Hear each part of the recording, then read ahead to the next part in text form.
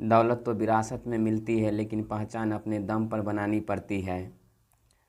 मैं साजन सर आप सभी को एरिथमेटिक क्लास में स्वागत करता हूं। आज मैं आप लोगों को जीके जीएस में पॉलिटिक्स से क्वेश्चन बताने वाला हूं, जो आपके लिए काफ़ी महत्वपूर्ण होगा। अगर आपको मेरा वीडियो अच्छा लगता है तो प्लीज़ इस वीडियो को शेयर और सब्सक्राइब अवश्य कर दें। तो चलिए वीडियो के स्टार्ट करते हैं। आज का पहला प्रश्न है, भारतीय संविधान सभा की संघीय शक्ति समिति के अध्यक्ष कौन थे? भारतीय संविधान सभा की संघीय शक्ति समिति के अध्यक्ष कौन थे? तो जवाहरलाल नेहरू थे। कौन थे? तो जवाहरलाल नेहरू थे। इसलिए इसका राइट आंसर क्या हो जाएगा? Option number D. नेक्स्ट आपका है, भारतीय संविधान सभा की प्रारूप समिति के अध्यक्ष कौन थे? भारतीय संविधान सभा की प्रारूप समिति के अध्यक्ष कौन थे? तो डॉक्टर भीमराव अंबेडकर थे। इसलिए इसका राइट आंसर क्या हो जाएगा? ऑप्शन नंबर सी। नेक्स्ट है, संविधान सभा में सभी निर्णय किस आधार पर लिए गए हैं? यानी संविधान सभा में सभी निर्णय किस आधार पर लिए गए हैं? तो सहमति और समायोजना के आधार पर लिए जाते हैं। इसलिए इसका राइट आंसर क्या हो जाएगा? ऑप्शन नंबर डी, यानी सहमति और समायोजन। नेक्स्ट आपका है, भारतीय संविधान सभा में महिला सदस्यों की कुल संख्या कितनी थी? यानी कि भारतीय संविधान सभा में महिला सदस्यों की संख्या कुल कितनी थी? तो 15 थी। इसलिए इसका राइट आंसर क्या हो जाएगा? ऑप्शन नंबर डी, यानी 15। नेक्स्ट है, संविधान निर्मात्री सभा में झंडा समिति के अध्यक्ष थे। यानी संविधान निर्मात्री सभा में झंडा समिति के अध्यक्ष कौन थे? तो डॉक्टर राजेंद्र प्रसाद थे। इसलिए इसका राइट आंसर क्या हो जाएगा? Option number B, doctor Rajendra Prasad. Next है, भारतीय संविधान में सम्मिलित किस भाषा के लिए 2011 तक का ज्ञानपीठ पुरस्कार नहीं दिया गया था? तो सिंधी भाषा के लिए ज्ञानपीठ पुरस्कार नहीं दिया गया था। इसलिए इसका राइट आंसर क्या हो जाएगा? Option number B. नेक्स्ट है, भारतीय संविधान में नौवीं अनुसूची परिवर्धित हुई है। यानी भारतीय संविधान में नौवीं अनुसूची परिवर्तित हुई है तो प्रथम संशोधन द्वारा हुई है। इसलिए इसका राइट आंसर क्या हो जाएगा? Option number A. नेक्स्ट है, संविधान पांडुलेखन समिति का निम्न में से कौन सदस्य नहीं था? यानी संविधान पांडुलेखन समिति का कौन सदस्य नहीं था? तो जवाहरलाल नेहरू नहीं थे। इसलिए इसका राइट आंसर क्या हो जाएगा? Option number D. नेक्स्ट है, किस दिन से संविधान सभा का अंतरकालीन संसद के रूप में अभिभार्व हुआ है? यानी कि किस दिन से संविधान सभा का अंतरकालीन संसद के रूप में अभिभार्व हुआ है? तो ऑप्शन है 24 जनवरी 1950, सेकेंड ऑप्शन है 25 जनवरी 1950 और थर्ड है 26 जनवरी 1950 और 18 फरवरी 1950। इसलिए इसका राइट आंसर क्या हो जाएगा? 26 जनवरी 1950। नेक्स्ट आपका है, भारतीय संविधान की प्रस्तावना पर किस क्रांति का प्रभाव नहीं पड़ा है? तो भारतीय संविधान की प्रस्तावना पर किस क्रांति का प्रभाव नहीं पड़ा है? तो चीन की क्रांति का प्रभाव नहीं पड़ा। इसलिए इसका राइट आंसर क्या हो जाएगा? Option number D. अब बात है, चीन की क्रांति कब हुई थी? तो 1912 में हुई थी। बोल्शेविक क्रांति कब हुई थी? तो 1917 में हुई थी। अमेरिकी क्रांति कब हुई थी? तो 1776 में हुई थी। फ्रांसीसी क्रांति कब हुई थी? तो 1789 में हुई थी। सब क्रांति का दिया हुआ है सेशन, उसको याद कर जाएंगे। नेक्स्ट आपका है, भारत के संविधान का निर्माता किसे माना जाता है? तो भारत के संविधान का निर्माता डॉक्टर भीमराव अंबेडकर को माना जाता है। इसलिए राइट आंसर क्या हो जाएगा? Option number B. नेक्स्ट है, उच्चतम न्यायालय ने संविधान के मूल ढांचे का सिद्धांत किस वाद में प्रतिपादित किया था? यानी उच्चतम न्यायालय ने संविधान के मूल ढांचे का सिद्धांत किस वाद में प्रतिपादित किया था? तो केशवानंद भारती बनाम केरल राज्य में। इसलिए इसका राइट आंसर क्या हो जाएगा? ऑप्शन नंबर सी। नेक्स्ट है, संविधान सभा के कितने उपस्थित सदस्यों ने संविधान पर हस्ताक्षर किया? यानी संविधान सभा के कितने उपस्थित सदस्यों ने संविधान पर हस्ताक्षर किए थे? तो ऑप्शन नंबर आपका क्या है? बी, यानी 284। नेक्स्ट है, जिस संविधान सभा द्वारा भारत के संविधान का अधिनियमन किया गया उसके सदस्य कौन थे? यानी जिस संविधान सभा द्वारा भारत के संविधान का अधिनियम किया गया तो उसके सदस्य कौन थे? तो विभिन्न प्रांतों की विधान सभाओं द्वारा नामित। इसलिए इसका राइट आंसर क्या हो जाएगा? विभिन्न प्रांतों की विधान सभाओं द्वारा नामित। नेक्स्ट है, संविधान के किस भाग में संविधान संशोधन की प्रक्रिया का उल्लेख है? तो भाग 20 में संविधान संशोधन प्रक्रिया का उल्लेख है। इसलिए इसका राइट आंसर क्या हो जाएगा? ऑप्शन नंबर सी। नेक्स्ट है संविधान सभा में उद्देश्य प्रस्ताव किसने प्रस्तुत किया, यानी संविधान सभा में उद्देश्य प्रस्ताव किसने प्रस्तुत किया है, तो आपका राइट आंसर हो जाएगा जवाहरलाल नेहरू, यानी ऑप्शन नंबर बी।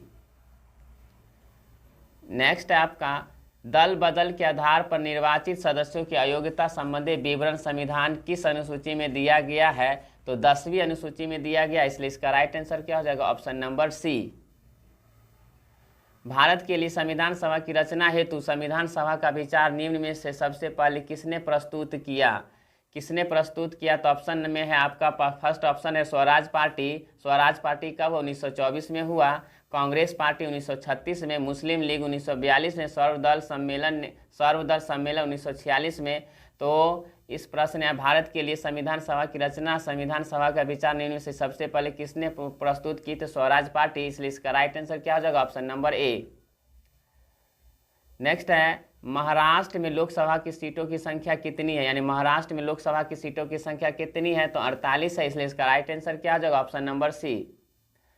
संविधान सभा अंतिम रूप से किस दिन आखिरी बार मिली, यानी संविधान सभा अंतिम रूप से किस दिन आखिरी बार मिली, यानी कि ऑप्शन 26 नवंबर 1949, 5 दिसंबर 1949, 24 जनवरी 1949, 25 जनवरी 1949। तो किस दिन मिली थी, तो 24 जनवरी 1950, यानी ऑप्शन नंबर सी, 24 जनवरी 1950।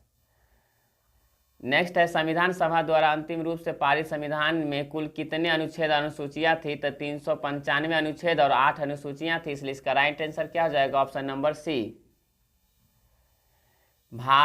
संविधान के प्रारूप समिति में सदस्यों की कुल संख्या कितनी थी, 7 थी, यानी संविधान सभा के प्रारूप समिति में सदस्यों की संख्या कितनी थी, तो 7 थी, इसलिए इसका राइट आंसर क्या हो जाएगा, ऑप्शन नंबर बी। भारत के संविधान निर्माता भीमराव अंबेडकर का जन्म कब हुआ था, तो 14 अप्रैल का हुआ था, इसलिए राइट आंसर क्या हो जाएगा, ऑप्शन नंबर सी, यानी 14 अप्रैल। संविधान की प्रारूप समिति के समक्ष प्रस्तावना का प्रस्ताव किसने रखा, संविधान की प्रारूप समिति के समक्ष प्रस्तावना का प्रस्ताव किसने रखा था, तो आपका आंसर हो जाएगा ऑप्शन नंबर डी, यानी जवाहरलाल नेहरू। नेक्स्ट है लोकसभा का उम्मीदवार होने के लिए न्यूनतम उम्र क्या होनी चाहिए, तो लोकसभा का उम्मीदवार होने के लिए न्यूनतम उम्र 25 वर्ष होनी चाहिए, इसलिए इसका राइट आंसर क्या हो जाएगा, ऑप्शन नंबर ए। नेक्स्ट है निम्नलिखित में से राष्ट्रपति किसकी नियुक्ति नहीं करते हैं, निम्नलिखित में से राष्ट्रपति किसकी नियुक्ति नहीं करते हैं, ऑप्शन में क्या है, मुख्यमंत्री, अल्पसंख्यक आयोग के सदस्य, भाषा आयोग के सदस्य, राज्यपाल, सी में है सभी। तो किसकी नियुक्ति नहीं करते हैं, तब मुख्यमंत्री की नियुक्ति नहीं करते, क्योंकि मुख्यमंत्री की नियुक्ति राज्यपाल के द्वारा किया जाता है, इसलिए इसका राइट आंसर क्या हो जाएगा, ऑप्शन नंबर ए।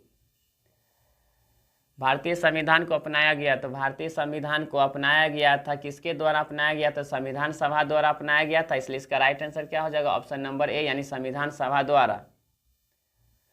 किसी राज्य में नगर पालिकाओं का सीमा क्षेत्र अधिसूचित करने के लिए निम्नलिखित में से कौन सा सक्षम होता है, तो ऑप्शन है आपका संबंधित राज्य का राज्यपाल, भारत के राष्ट्रपति, संबंधित राज्य का मुख्यमंत्री, राज्य विधानमंडल, इसलिए इसका राइट आंसर आपका हो जाएगा ऑप्शन नंबर ए, यानी संबंधित राज्य का राज्यपाल, ऑप्शन नंबर ए। नेक्स्ट है संपूर्ण भारतीय संविधान के निर्माण में संविधान सभा को कितना समय लगा था, तो 2 वर्ष 11 महीने 18 दिन लगा था, इसलिए इसका राइट आंसर क्या हो जाएगा, option number B. Rajendra Prasad को देश रत्न की उपाधि किसने दिया था, तो राजेंद्र प्रसाद को देश रत्न की उपाधि महात्मा गांधी के द्वारा दिया गया था, इसलिए इसका राइट आंसर हो जाएगा ऑप्शन नंबर ए। भारत का संविधान लागू कब हुआ था, तो 26 जनवरी 1950 को लागू किया गया था, इसलिए इसका राइट आंसर क्या हो जाएगा, ऑप्शन नंबर ए।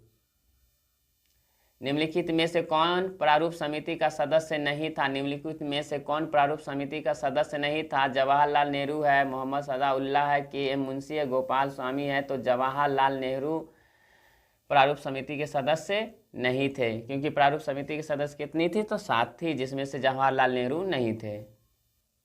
राष्ट्रपति का रिक्त स्थान भर लिया जाना होता है, तो 6 महीने के अंदर भर लिया जाता है, इसलिए इसका राइट आंसर क्या हो जाएगा, ऑप्शन नंबर डी।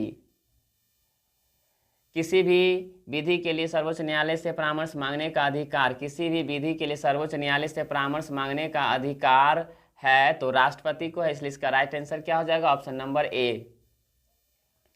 कार्यपालिका का प्रमुख कौन होता है, तो कार्यपालिका का जो प्रमुख होता है वह कौन होता है, तो राष्ट्रपति होता है, इसलिए इसका राइट आंसर क्या हो जाएगा, ऑप्शन नंबर बी,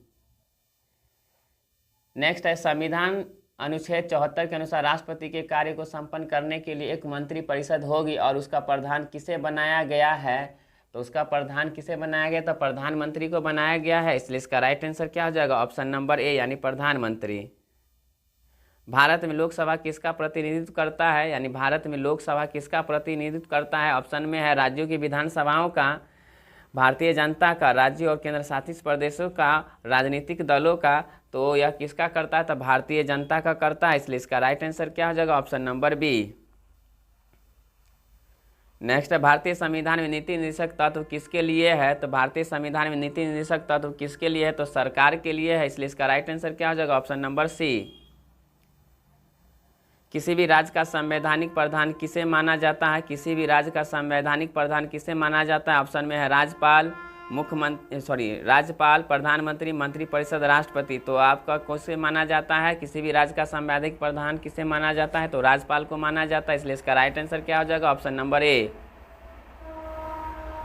नेक्स्ट है संविधान सभा ने संविधान को अंतिम रूप से किस दिन पारित किया था? तो 26 नवंबर 1949 को पारित किया था, इसलिए इसका राइट आंसर क्या हो जाएगा? ऑप्शन नंबर सी।